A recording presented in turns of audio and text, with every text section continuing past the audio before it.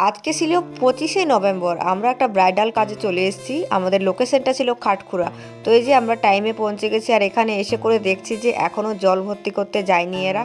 তো কি আর করা যায়, আমরা এখন বসে বসে অপেক্ষা করছি। তো এই যে আমাদের মিষ্টি ব্রাইড এসে করে বলছে, দিদি কিছুক্ষণ অপেক্ষা করে, আমরা জল ভর্তি করতে যাচ্ছি, আর এসে করে মেকআপটা স্টার্ট করবে তোমরা। তো কি করা যায়, সবাই তো চলে গেছে, ফাঁকা একদম প্যান্ডেল। আর আমরা এখানে বসে বসে এখনও ভিডিও বানাচ্ছি, একদম পুরো ফাঁকা, কোনো লোকজন নেই। তো রিমা আর আমি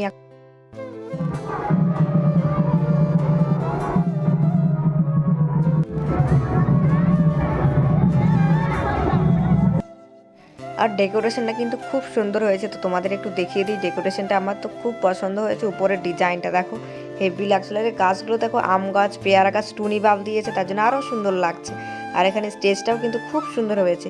তারপরে ব্রাইড পৌঁছে গেছে বাড়িতে, এখন এখানে নান্নি মুখের কাজ যেটা হয় সেটা এখন করছে। আর এই দেখো আমাদের মেকআপের জিনিস সব গুছিয়ে রেখে দিয়েছি, ব্রাইড এলেই আমরা স্টার্ট করব সাজানো। তো এই যে অলরেডি পৌঁছে গেছে, অলরেডি কিন্তু অনেক লেট হয়ে গেছে, প্রায় 7টা বাজে। তো আমরা 7টার সময় সাজাতে বসিয়েছি। আর এই দেখো ব্রাইডের ওড়নাটা কিন্তু খুব সুন্দর লেগেছে, ডিজাইন করা আছে খুব সুন্দর। তো আমি দেখছিলাম খুব সুন্দর আর খুব ভারী। তো এই যে এখন মেকআপ করতে অলরেডি বসে পড়েছি। আর রিমা এখানে বলছে, দাঁড়া তুই মেকআপ কর, আমি তোর ফুটেজ নিই। তো এই যে আমরা এখন তাড়াতাড়ি কমপ্লিট করছি, কারণ আমাদের 8টাকে কমপ্লিট করতে হবে। তো যথাসম্ভব আমরা চেষ্টা করছি তাড়াতাড়ি, কারণ বাইরের গেস্ট এসে গেছে আর বাড়ির লোক বলছে তাড়াতাড়ি করো একটু। তো কি আর করা যায়, যেহেতু ওরাই লেট করেছে, তো আমাদের তো প্রায় 2 ঘন্টা লাগবে সাজাতে। তো এই যে লাস্টে ফিনিশিংটা দিয়ে দিলাম। তো কেমন লাগছে অবশ্যই জানাবে। আর বিয়ের দিন লাল শাড়ি যদি পরে ব্রাইড, তাহলে তো আরও সুন্দর লাগে। তো যে লাল শাড়ি পরেছে, লাল ওড়না, একদম মানে সত্যি অনেক সুন্দর লাগছিল ব্রাইডকে। আর এই দেখো, এটা হচ্ছে মণ্ডপটা, ভিড় হয়ে গেছে অলরেডি, প্রায় 8টা বেজে গেছে।